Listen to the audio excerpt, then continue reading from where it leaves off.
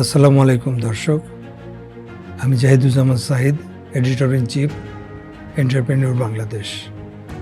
আছি আপনাদের সাথে। বাংলাদেশের ব্যবসা পরিবেশে বড় বার্তা দিয়েছে অর্থমন্ত্রী আমির খসরু মাহমুদ চৌধুরী।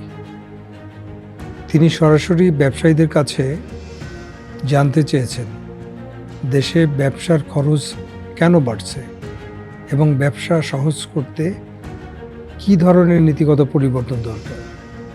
সচিবালয়ে বাংলাদেশ পোশাক প্রস্তুতকারক ও রপ্তানিকারক সমিতি BGMEA নেতাদের সঙ্গে বৈঠকে ব্যবসায়ীরা স্পষ্টভাবে বলেছেন তারা ইনসেন্টিভের চেয়ে ইজি অফ ডুইং বিজনেস চান।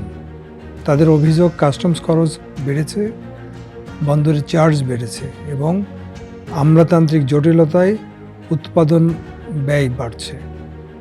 এছাড়া 8,000 কোটি টাকার প্রণোদনা আটকে আছে বলেও দাবি করেছেন তারা।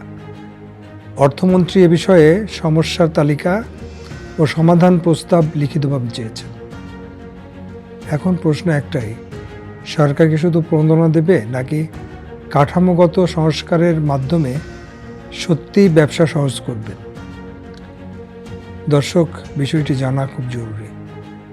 আপনার মতামত কি মনে করছেন আপনারা? কমেন্টে জানান।